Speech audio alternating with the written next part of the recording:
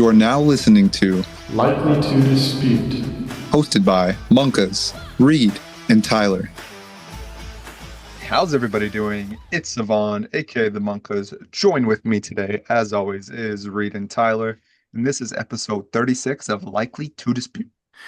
We are happy to be back on time this week, and we have another weekly recap and preview episode. We have no opener, so we're just going to jump right into it. And to start, we have our Week 8 recap, and we're going to start here with Ian versus Sumner.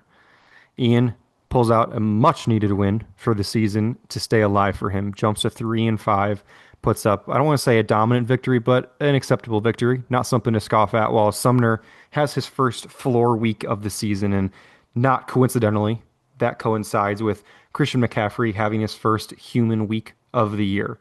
So, Tyler, we're going to start with you. What do you have here on Ian's big win?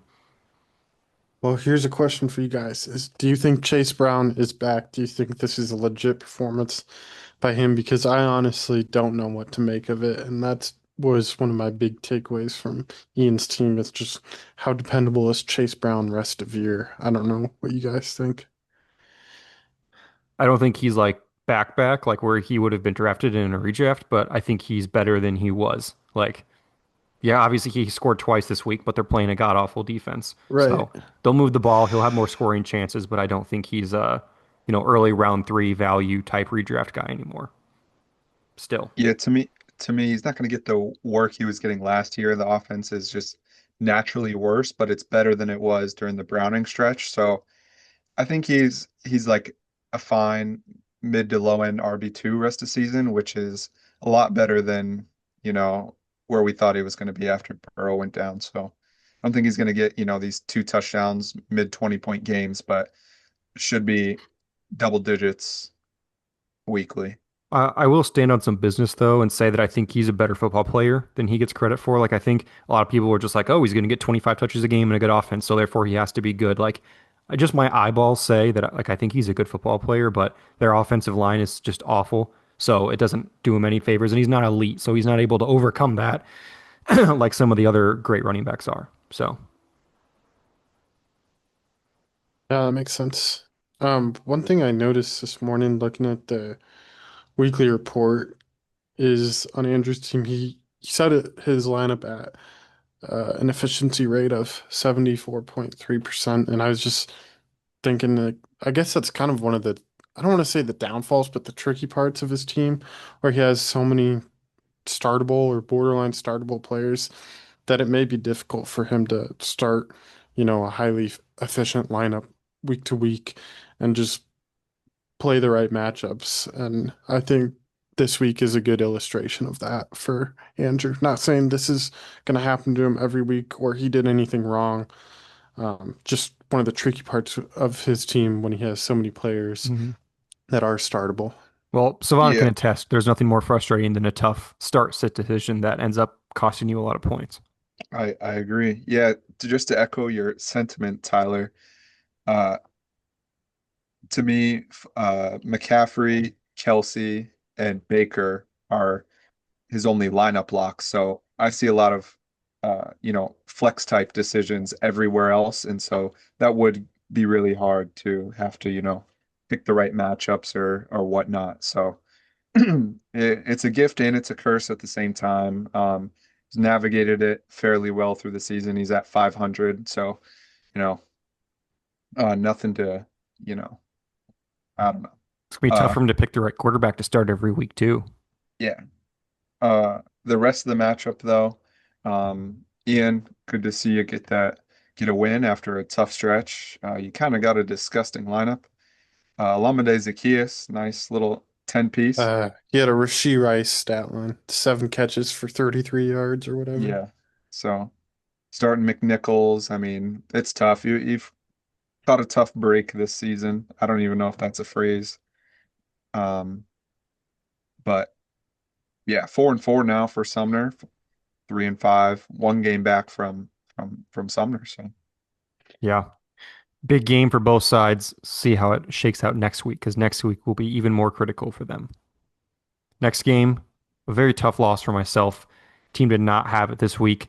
to Trent, who did have two injuries to his running backs this week. So, anytime you lose to somebody who's got injuries in the lineup on game day, that's tough. But for me, it's a tough one to swallow, but we're gonna move on. So, Cevan, we're gonna start with you here. Thoughts on the matchup? Yeah, just one more. He did have Pacheco get hurt, and from what I saw, he's week to week. So I wouldn't be surprised if he's missing all three of those running backs that he started this week, which is tough. Um, Also tough to see Scattaboo. He was a bright spot in the Giants' offense. He's been great all season. Real steal for Trent in the middle of the second round. Shout out Scattaboo. Um, Reed almost got bailed. It was kind of disgusting. These are those wins though for Trent that he needs. He was 4-3. Uh, Going up against 6-1 Reed. It's a nice win for Trent, but reality is about to set in when you're losing three starters, catching bye weeks. Reed told me to text him to set his lineup so we could record this. He said, "This is a bye week for whoever I'm playing. It doesn't matter." So goes to show how he's feeling. But I would, if I were you, Reed, I would just throw this one out. You could afford to take a loss, and it's not reflective of what my opinion of your team is rest of the season. Well, that warms my heart. Tyler, do you share that same sentiment? Uh, Watch it, buddy. yeah, I mean, I generally do. It's, I mean, you do have weak spots on the team. You start. Okay, let's save that for the next episode. We're talking about this week's matchup. I mean, I'm just saying you're starting Jerome I don't care. Ford. No, I don't care, buddy. We're talking about this matchup. Okay, well, I mean, yeah, I am talking about this matchup where you started Jerome Ford. Well, that's called having a bye week. So I'll deal with that. I have no more running back bye weeks the rest of the year for my two boys. Okay, well, no, I'm generally not worried about your team. Good win for Trent here. That's all that matters for him is stacking wins. Matters for everyone, I guess. I So, agree with that as well. What one keynote National Tight Ends Day, the tight end one caught zero passes on one target in a game where Dallas gave up 44 points and were again throwing the ball the whole game. So I don't know if that's a Lamb thing, a Pickens thing. I don't know what it was because Ferguson was elite all season without Lamb. Has 25 points in Lamb's first game back, then follows it up with nothing. So Yeah. that's something to watch. We will see. Um, come playoff time though, this could be a win on Trent's side that we're looking back at, scraping by.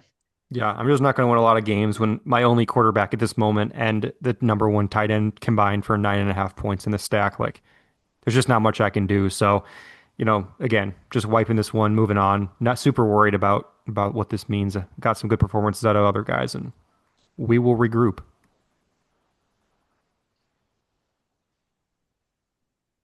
Looks like a picture of old Quentin Johnston. We have the matchup of the week in our hearts. Cevan gutting out a gritty victory with no running backs to play. Waiver wire studs taking the win against Tyler, who also has a whole team made up of waiver wire studs at this point. Unfortunately, his dud did see 0 targets in the game. He did just trade his only valuable asset and a top 12 receiver for this fella, and then he immediately shows up with a zero, not even a 0 catch, a 0 target game, which is frankly pretty impressive. He had the same amount of targets as a dead man out there. So, Cevan, we'll go to you first because you won. Thoughts on the matchup here? Yeah, from Tyler's side, nice to see Oronde Gadsden the second continue his early season breakout. Bill has been disappointing ever since he got the starting role. Um, has been pretty bad. He scored 13 points combined the last 3 weeks. Two really good matchups against Chicago and Dallas, couldn't get it done. Needed Bill to get like 4 points yesterday for me to win in another league, and he couldn't do it, so that was upsetting. Um, on my side, gonna glaze. I think Samaje Perine has the chance to be the best start from the waivers into the starting lineup of the Kendrick year. Bourne. Kendrick Bourne. You got me there. Well, you lost that week, so it didn't matter. Okay. No offense. Uh, yeah, as Reed said, had 2 bye weeks to Gibbs and ETN, had no other competent running back I could start. Picked up Kyle Juszczyk because he caught a pass every week, and he caught a pass, so he did what I was expecting. And then Samaje Perine, call from the heavens, got a touchdown, over 100 total yards and a touchdown. You can be on my team. He's earned a roster spot. He will not be on waivers unless he gets hurt. And then yeah, just did enough to scrape by. Justin Fields' legacy performance. That was I don't know if he uh I'm sure by now everybody's seen the comments from Woody Johnson. I don't know if you have seen the post-game press conference from Justin Fields.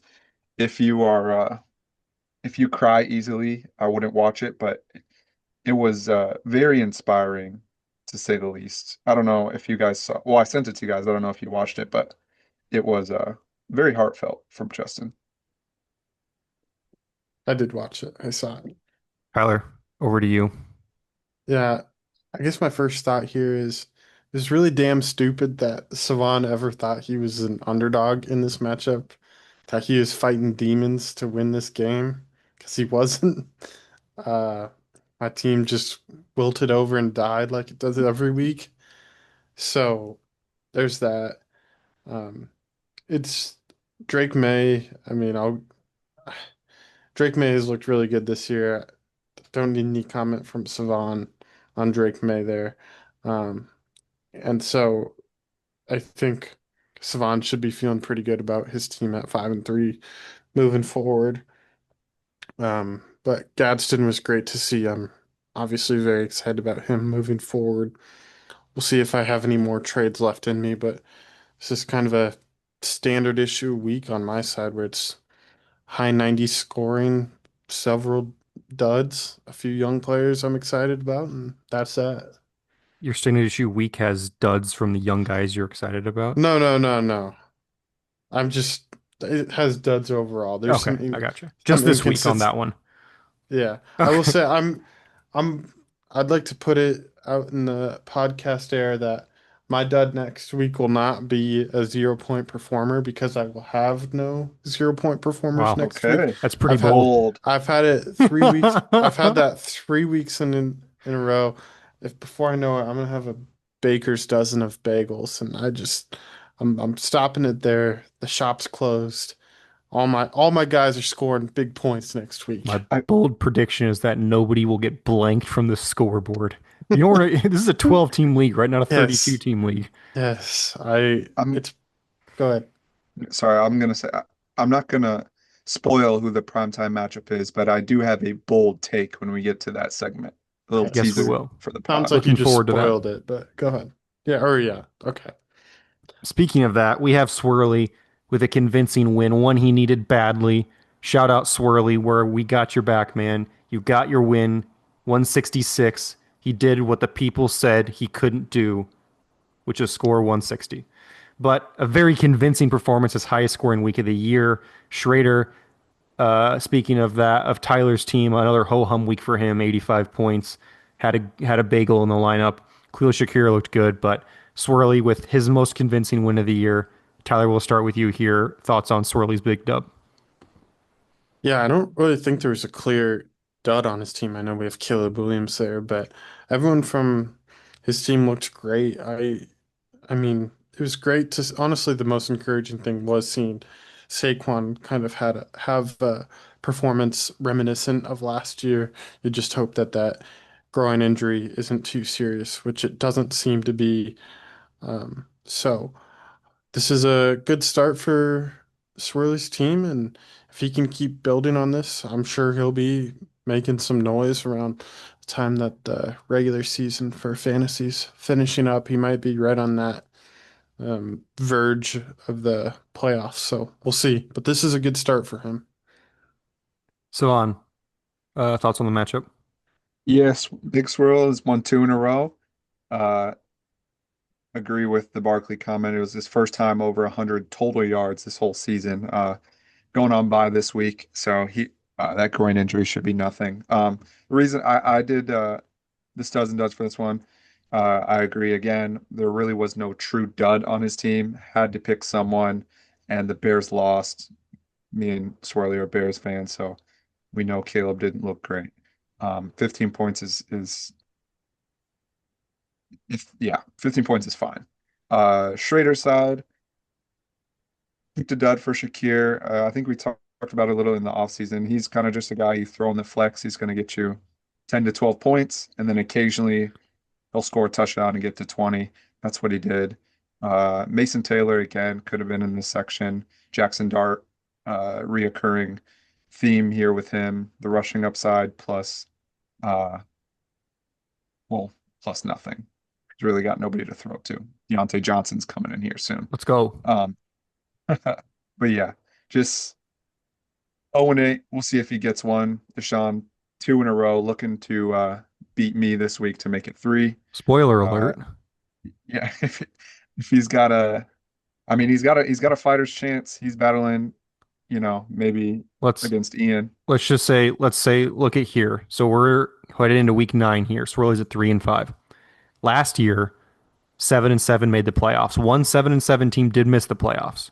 So 7-7 is not a guarantee.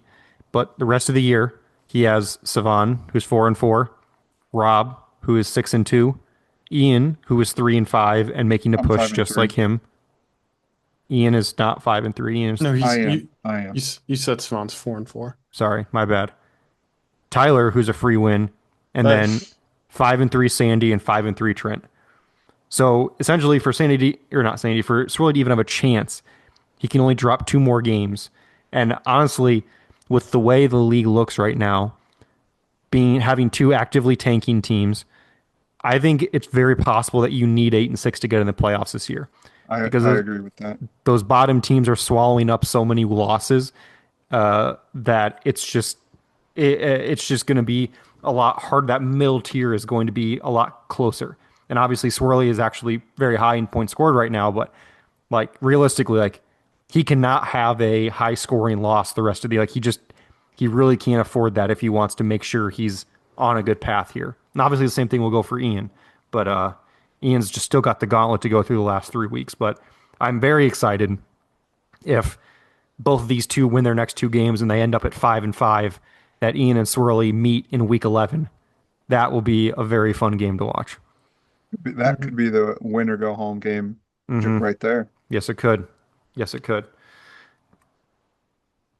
A high scoring matchup here, one of the highest of the week. We have Sandy getting a big win over the slippery slope of Cam Thorn that seems to be sliding down the muddy hill right now. 3 straight weeks at 130 or lower, 2 losses in a row. He got his win 3 weeks ago against Schrader with 109, so barely a win, but a win nonetheless. Whereas Sandy continues to put up strong performances, sitting at 5-3 right now. His core is carrying him. Tucker Kraft, just a stud. That's all I got on Sandy. Tyler, thoughts on the matchup? Not to mention that Sandy added DeAndre Swift for myself this week, so his team got just a bit stronger as well. I will say I think this is probably the funniest dud of the year in my opinion. Just everyone was licking their chops, ready to see Bijan go to work against the lowly Miami Dolphins, and then he posts just 6.8 points. Just a hilarious sequence of events. Very fantasy football for something like that to happen. So Agreed. It'd be less funny for Sandy if it ended up causing him to lose this week, but he won, so something to laugh about. On Cam's side of things, yeah, you hope for a much better start out of Andy Dalton replacing Bryce Young, but that just wasn't the case. Up and down the lineup, it was the James Cook 200-yard performance. That's nothing to forget when we're talking about Cam's team here. But other than that, it was an week. I mean, some players were good enough, others were short of the mark. But yeah, I'd probably be a little bit worried if I was Cam, but I I'm not counting him out by any stretch. couple players were short of the Woody marks, some might say. Oh hell. I know. It's pretty crazy that Cam got 33 out of James Cook and Yeah. 26 out of Tua and lost. So, yeah, that's a tough one to swallow for him. Cevan, Mhm. your thoughts? Yeah, putting up 130. I mean, nobody mentioned he was missing Amon Ra and Puka That's a good last point. last week. And then on his bench had a 3 touchdown performance from RJ Harvey. So that's cool. I think one scary thing about Sandy's team, he's 5-3. If he's scoring 160, you're thinking, his best player went off. His best player was an absolute dud. His best player scored just under 7 points, and he was able to get to 158. That's a good sign. Um, and yeah, adding DeAndre Swift when you have a chance to, solidify yourself in the playoffs, make a run at a championship. Uh, will always sell picks to get myself closer to a championship. So That's for sure. shout out to you, Sandy. Keep it chugging along. Yeah, not a lot to say there. A scary team coming down the stretch here. And finally, our primetime matchup of the week. We had every time we pick Rob for this game, I feel like it's always a high scoring game, and this week was no exception to that. Rob's first week, uh, or actually, I guess the second week post trade, was missing both of them to bye this week, but was still able to put up nearly 164 points. While as on the other hand, Kay, a hard carry from Jonathan Taylor to bring him to relevance, despite starting Darius Slayton and Ray Davis, who combined for 6 points. Those are your duds right there. Not making a trade for Cam K is the dud of the week there. But yeah, tough one for Cam K to swallow. Was looking at 6-2, but drops 149 points and loses. That's just a tough one. So, Cevan, I'll start with you here. Thoughts on the primetime matchup of the week? Yeah, Rob, powerhouse. He's got a lot going on, not a lot to worry about. Love seeing, him picking Kayshon Boutte for the big play upside and it keep coming through. Last 3 weeks, 26, 13, 16. Um, that's awesome. And on Cam's side, 150. Uh, like Reed said, had 6 points between Ray Davis and Darius Slayton. Those players can't be in lineups. Sorry. Those those players they just can't be in lineups, bye weeks or not. Um, again, like I was shouting out, Sandy, you got a chance to solidify yourself in the playoffs. Go make a move. Got a lot of draft capital. That 2028 draft pick can't win you a championship this year, but that player you can get for him can. Uh, yeah, Cam's right in here with us. 5-3 teams, all clumped up in the middle. We'll see who prevails in the coming weeks. Surely a matchup to watch. And again, as we wrap up our review here, I just think it's so interesting to see what the standings look like now. Two 6-2 teams, Yeah. 5-3 teams, 1-4-4, and then two hard fighting 3-5s. Like we're 8 weeks in, and there's only two teams that are like done with the season. So I think it's so interesting how the rest of the season plays out. I think it's just going to be a bloodbath. And this upcoming week, I think we have some great matchups. The two questionable teams this season are playing each other. So that means everybody that's in contention is playing another team that's fighting for playoffs right now. So Yeah. it should be interesting. I didn't get to give my thoughts there. Oh, sorry. My If that's bad. okay. I just Yes, said, sorry. I mean, you guys hit the nail on the head with Rob's team. I just wanted to bring up with Cam K's team real quick. He's kind of sneakily had a few additions here that I think they're obviously gonna start playing out here. Uh, he really benefited from Scadaboo going down, given that he's the owner of Tyrone Tracy. He also acquired Kamani Vidal on waivers a few weeks ago, and it looks like he has a firm hold on the Chargers RB1 spot, given Omarion Hampton's unclear timeline. And then also Christian Watson, who posted 4 catches for 85 yards last week. So I know you guys were talking about Ray Davis and Darius Slayton, but those are just three guys that he either had or um, picked up from waivers, or you know, those three guys are all different, but they are valuable depth for his team and look like they could be key pieces for him going forward. So just wanted to mention those Mhm. three names as, you know, players who I think are going to be really important for his team. Yes. A big stroke of luck for him this last week as he desperately needs players. Mhm. He has delivered. A perfect week from the Monkas and his picks.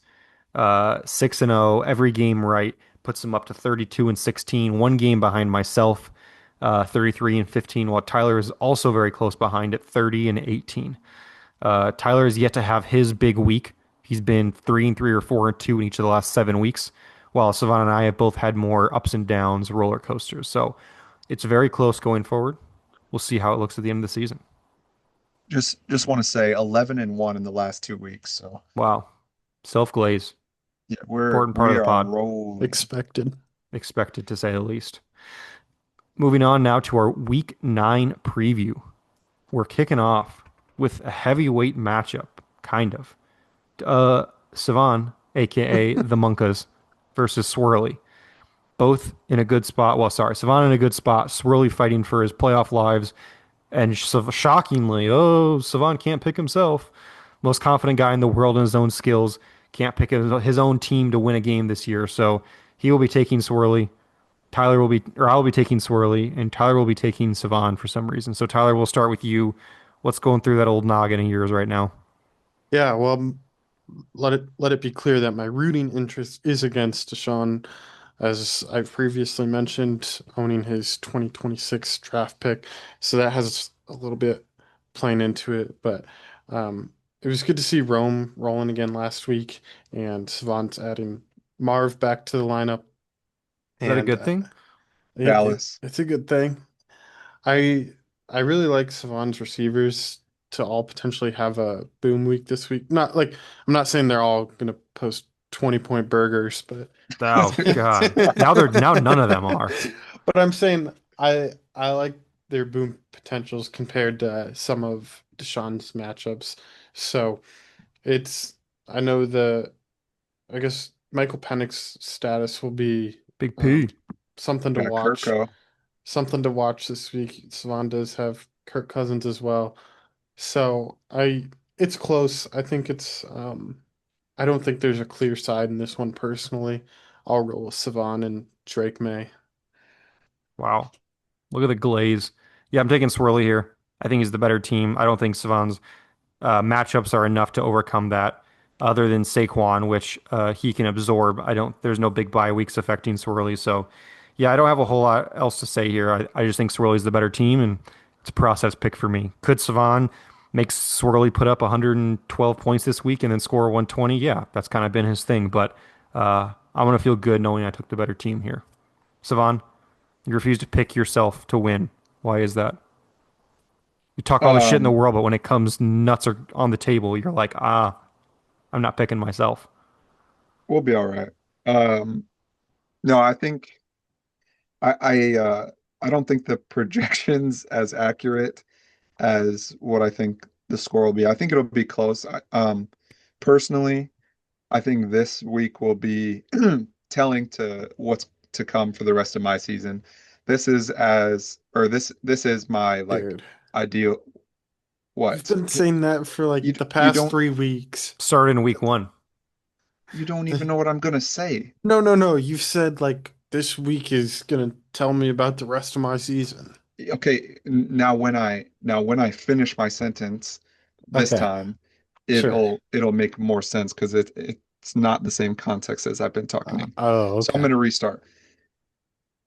I think this will be telling what's come to the rest of my season because this is my first time starting a full lineup in a long time. This is my best lineup I can possibly put out. Haven't been able to put out a perfect lineup in a long time, whether it's to bye weeks, injuries, you name it. I'm at full strength, so no excuses on my side. Um, Your best lineups without Malik Neighbors, I was huh? just gonna say that. you guys are just I you just guys want are to say that fucking you just said no excuses. There's definitely going to be excuses this time next week if you Nope. lose. No To be excuses. very I clear. think it'll be close. I think I get back on track and have a high scoring 140 plus. Back on track. And You've won 2 in a row. I said high scoring. I've won 2 in a row. I scored 120 and like I don't even know what I scored before that. I'm gonna score 140 plus. Swerly is gonna score 140 plus. I'll just leave it at that. Okay. And I'm gonna lose. I do think it's low-key a good thing that you don't have to decide whether or not to start Justin Fields. Him being on a bye actually helps you, so you can just start Penix or Kirk, whoever it is, and not even have to think about starting Fields and deal with that Yeah. headache. I'm not gonna be starting Fields for a while because he's got Uh, Cleveland next week. Um, and he yeah, he's Maybe gonna we'll have a see. he's gonna have a decent game against Cleveland, and then you're gonna want to start Justin Fields against the Patriots. So you have Drake versus Justin yeah, Fields. that's why I'm happy I'm starting Penix this week because I I was gonna get say Penix versus Drake. quarterback duel. It'll be fun. 20 Shout out combined Swerly. points. I also just want it to be known as well that for those of you who don't know, Cevan was about to fire sale his team if he lost his 3-3 game. If he went to 3-4, there was a true fire sale incoming. So quite the turnaround from 3-4 to actually 5-3. So Yeah, shout out Jameer Gibbs. the hard carry per usual. On now to there we go. Sumner versus Rob. Down week for Sumner. Normal week of dropping 160 for Rob here. 4-4, 6-2. But all of us are taking Rob here. I forgot to put a spread on this one. So just off the dome, we'll go Rob plus 20.5. Sorry, Rob minus 20.5. Yeah, he's covering. I didn't ask yet. I'm taking Rob. Both you fucking fools made him a super team. So not a whole lot we can do about it at this point other than accept the inevitable. Yeah, I'm taking him. No flack to Sumner. He's still got a good team, but Rob's projected for 159 and both of his starting running backs are injured or on bye. So yeah, that's probably going to be the highest projection in league history in the not too distant future.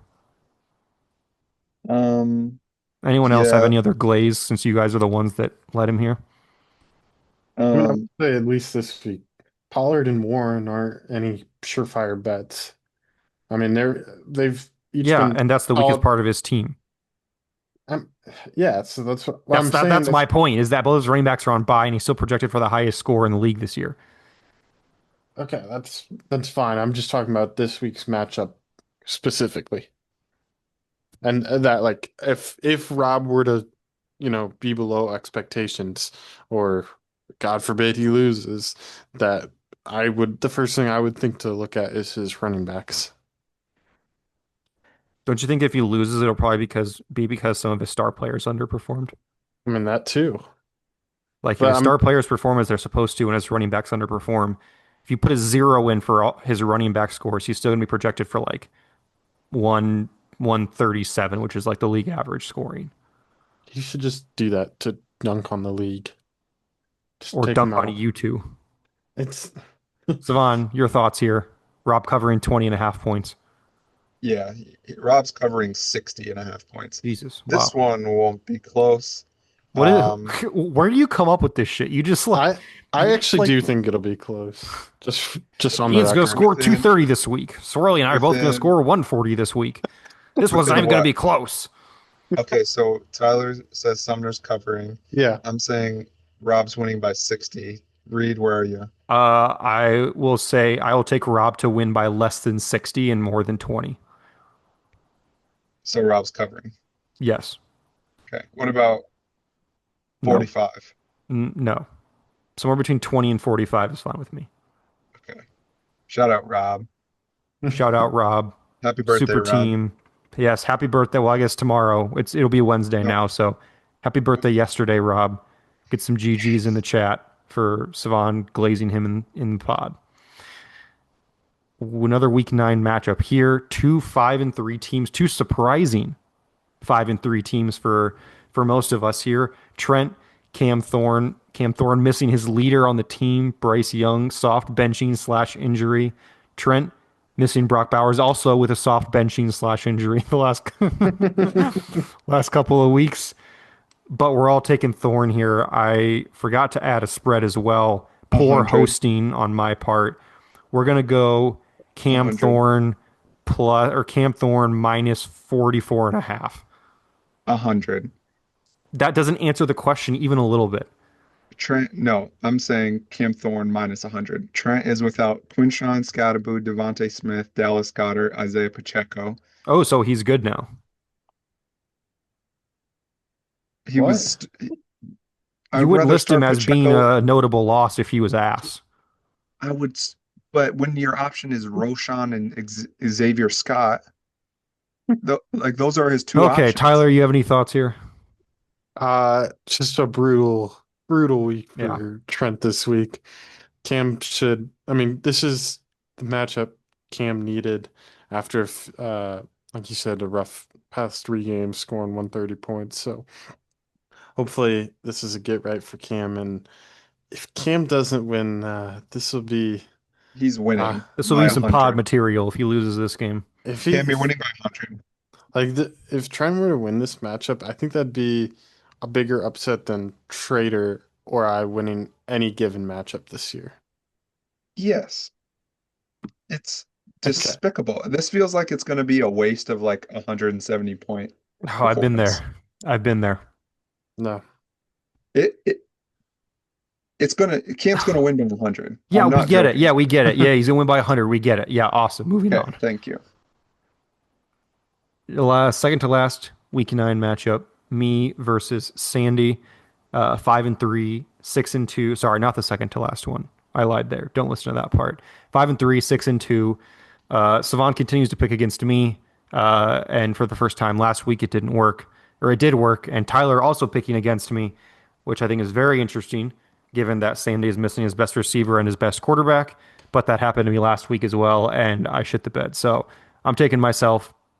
My team is still good.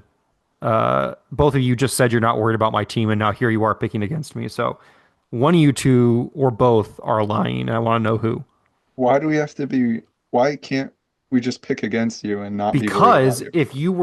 if you said you weren't worried about my team, and then you're picking me to lose against a team missing their best quarterback and their best receiver, that Oh. seems counterintuitive. No, you're 6-2. Yeah, and you're missing Joe Burrow and Garrett Wilson. You're best at each. So what's your point? Okay, Garrett. Okay, a lot to what for. What does my record have to do with what we're talking about? I didn't say that. I know that was sorry. That was aimed at Tyler. Tyler, what does me being 6-2 have to do with this? Like, if you drop 1 or 2, it's nothing to be worried So about. you weren't worried about my playoff chances, but you are worried about my team quality. No, this is nothing. I think this will be a high-scoring matchup, to be honest. Yeah, What's I your agree. deal? Yeah, If what I- is your deal? It's just the fact that you say you're not worried about my team, then you pick against me. After I didn't- the guy is missing his best quarterback and his I best didn't- receiver. I didn't So are say you. I didn't say I did I that am with not. I'm not doing this with a heart full of conviction. It's Okay, it's fine. probably a coin flip. Fine. But if I may, I do love some of Sandy's matchups this week, including Swift against the Bengals, Kraft against the Panthers, and honestly, Mac Jones against the Giants. So, He may I- not be starting. I It's mean, yeah, unsure. It's unsure if Brock will be ready or not if yet. if Mac Jones isn't starting, then my matchup I switch to you. Okay. But the reality is Sandy's starting 2 quarterbacks and you are not. And I don't care how good Rasheed has been. I don't need to hear it. No. It would be Jennings. Yes. You'd be replacing Jennings with him, not Rasheed. Oh, okay, sure. Sorry. I didn't see that there. But a juicy matchup for Jennings, though. Maybe. Giants. Sure. And I do really like Bijan to bounce back this week. So I love picking Sandy's team, I'll say it. I love picking the Tucker Craft side, so that's what I'll roll with. I've been a big Tucker Craft guy, as you guys know. What a turn of events from 3 months ago when Yeah. you spat in this man's face, and now you're picking him just because he has Tucker Craft. Crazy Crazy. man. I do want to say I disagree with you saying he's missing his best receiver because Michael Pittman Okay, is sure. his best. Yeah. Not sure. He's wide receiver 6. And Um, sure, yeah, whatever not you say. sure. Fact. Yeah, sure. I Yeah, will sure. I will agree with the quarterback part, but it's no different than you missing Joe Burrow and Okay, Garrett I haven't had Wilson. Joe Burrow since week 2, so you guys weren't Are you factoring that missing into him? my Yes or thing. no? That you weren't factoring that in, Are you missing him? Yes or just no? like you didn't say that your optimal lineup included Malik Neighbors. The exact same I agree. situation. I agree. I agree. So So, but are you missing Joe Burrow? so get fucked is what I'm trying to say. And Garrett Wilson's obviously not my best receiver. He's my I fourth know, best but receiver. he's about equivalent to AJ Brown. Mm, Probably better actually. So probably never a little mind. bit, yeah. Well, Okay. yes. Are you missing Joe Burrow? Just No, answer the question. No, I'm you're not. not. Jamar Okay. Chase is still wide receiver 1. What's the difference? Irrelevant. No, your comment was irrelevant. We're No. moving on because you're dumb. You got a long ball, And buddy. we have LB. Yes, sir. Cam K versus Ian here. Oh, I messed up Cam K's record. Sorry, everybody. Cam K is actually 5-3, unbelievably. While Ian here, just like Swerly, marching on here, 3-5, stacking wins, trying to make it. And I'm picking against Ian here. I'm picking Cam K. More uncertainty with Ian's lineup, injuries, bye weeks, being really tough on him at this point right now, this very second of Uh, recording. Hold on. I What? disagree with this. Disagree with what? More uncertainty about Yin's lineup. No, no, I'm not saying more. Sorry, not more than Cam K. I'm just saying more like from the Okay. past couple of weeks where he's had injuries, bye weeks, whatever's going on. Sure. Okay. Yes. Egbuka on bye, which is obviously a big loss. So, Pearsall still unclear if he even has a chance to play this week. Starting Jeremy McNichols and possibly someone even worse than that in a second flex spot. He did it last week. I don't know if he's going to be able to do that this week. Jaden Daniels is practicing today, so presumably, or Wednesday, presumably back this week. We'll see. So he doesn't have to start freaking Ray Davis again. So I'm taking K here, but again, I expect a good matchup. I wouldn't be surprised if Ian's quarterbacks can lift him out of poverty, but stat padding king Josh Allen playing the Chiefs this week won't have any garbage time to make up for his mediocre day. So we'll see how it goes, but I'm taking Cam K. Tyler, we'll start with you. Taking Ian here. Yep. The whole reason I was so in on Ian's team preseason was because of his quarterbacks. He obviously hasn't had them both playing for most of the season. So I'll take Ian's team with Lamar back, I think, unless the practice reports Yeah, or I believe you already said line. he's going to play. Yeah, he's well, back. they said something similar last week. So, juicy matchup Thursday against the Dolphins, and then what looks like it could be just a classic Buffalo KC shootout with Josh Allen. So, I we saw week one when Lamar and Josh Allen were just cooking, and they had so many points that week. What was it, like 70 plus between the two? Uh, so Ian has that back in week 9 here. And that's enough with, Chase Brown, Josh Jacobs supporting that. I'll take Ian's team over K's this week. Notably, the only week Keon Coleman has been relevant as well in fantasy, that week 1 game. Yes. Beast. He's Cevan, you're also taking Yeah. Ian. Yeah. To Tyler's point, Lamar and Josh, week 1 combined for over 73, which, fun fact, 2 weeks ago, they would have beat me alone, my entire team. So that's disturbing. Yeah, picking Ian, like the ceiling of the quarterbacks, like the outlook plus matchup of both of his running backs with Chase Brown and Josh Jacobs. Nico on track to play. Brian Thomas Jr. coming off a bye. Um, Maybe he'll get back to himself. It's really going to come down to what he's putting in his flex. McNichols not a good option. You're hoping for a touchdown. Pearsall, if he ever when he plays, he's good. Doesn't play. Um, After that, it's just a whole lot of nothing. So disgusting. Don't. This is kind of a gross matchup, honestly. Um, what both teams are kind of just filling in their flexes is not ideal. I don't think either team would want it to be this way. Really, a difference or not if Cam K gets Jaden back or not, Yeah, which if he doesn't get Jaden back, then my pick changes. Kind of like Tyler said earlier. Like obviously yeah. the entire matchup can shift if you're going from Ray Davis to Jaden or Jaden to Ray Davis. So Yeah. my pick will Uh, change if Jaden is not playing. But he's considering they said he's supposed to practice Wednesday already. I assume that is a good sign for him playing on Sunday. yeah. So So that's probably the biggest difference. Well, it is the biggest difference in the whole matchup, but I'll side with Ian either way. I think it's noteworthy with my pick here. If Ian loses this game, I think his season is over. Because even if 7-7 makes the playoffs, that means he can only afford one more loss the rest of the season. And he still has to play the top 3 teams in the standings in the final 3 weeks of the season, as well as playing a red hot Swerly. So I think this would be the nail in the coffin for Ian's season if my pick is true here. So we'll see. Not that I'm rooting for it, of course. We love you, Ian. But it would be Yes. nice to see you not in the playoffs for the sake of me trying to win a championship, and everybody else who's trying to win a championship would rather not see you in the playoffs. So respect, but happy to see you lose. Finally,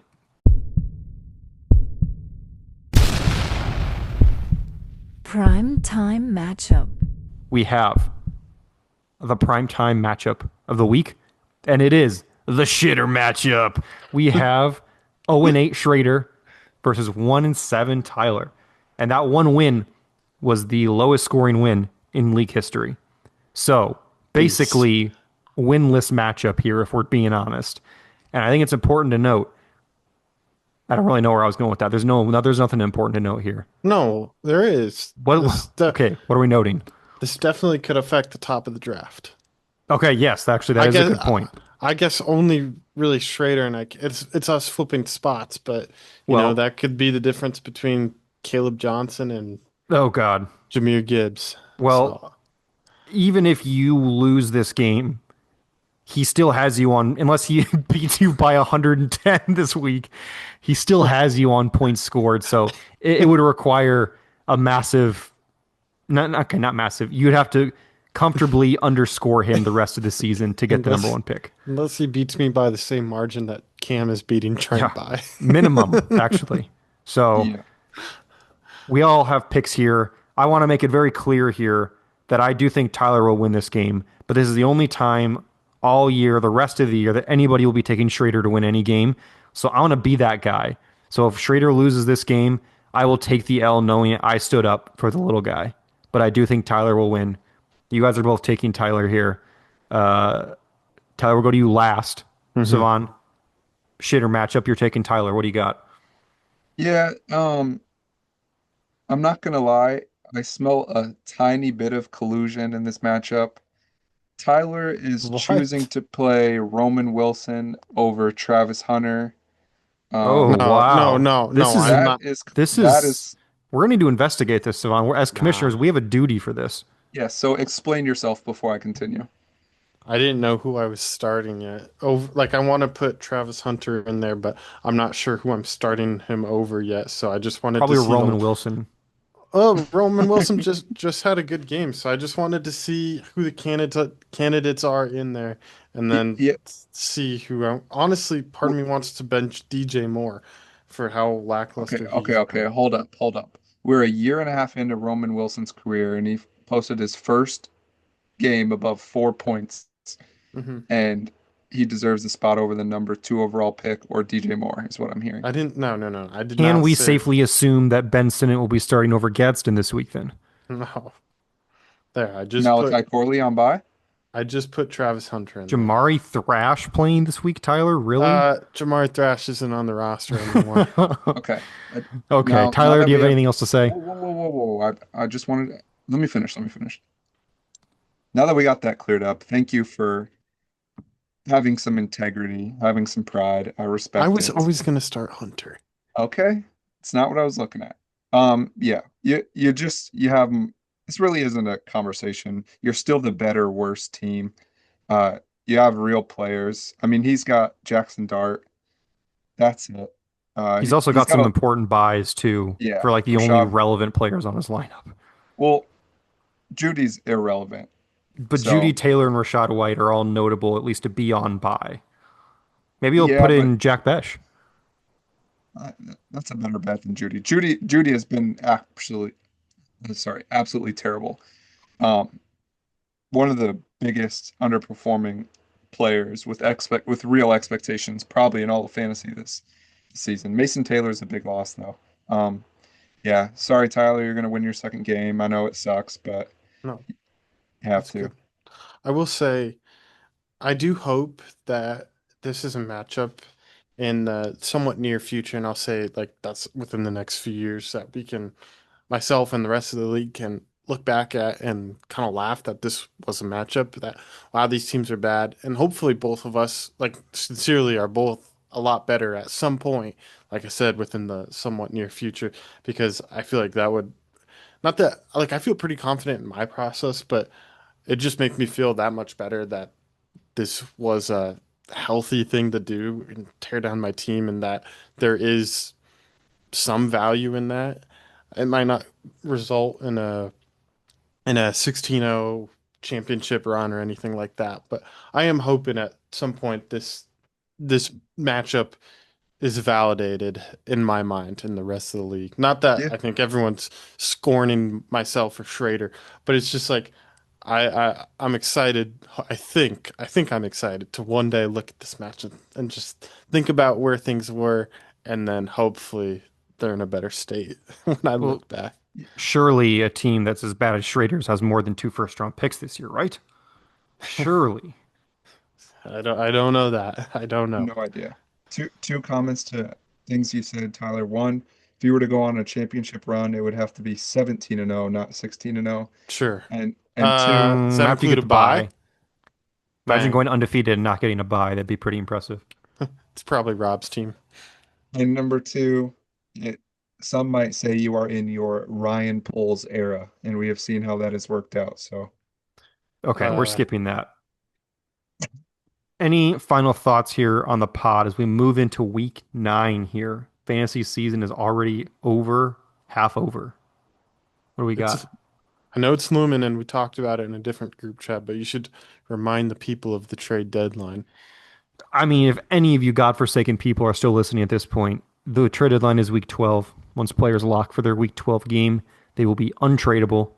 I believe players on bye can be traded until they can be traded until the game ends on Monday night. But yeah, I things just have to wanted happen. I just wanted a different way to creatively plug that I'm still good to talk trades.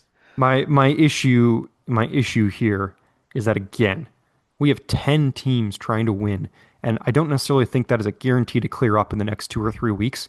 So we could be at an absolute standstill in 3 weeks where we have 10 teams unwilling to sell, and it's just boring. It's just fucking boring because nobody wants to trade any of their players and nobody wants picks back for those players, and then everybody's just like, what am I supposed to do?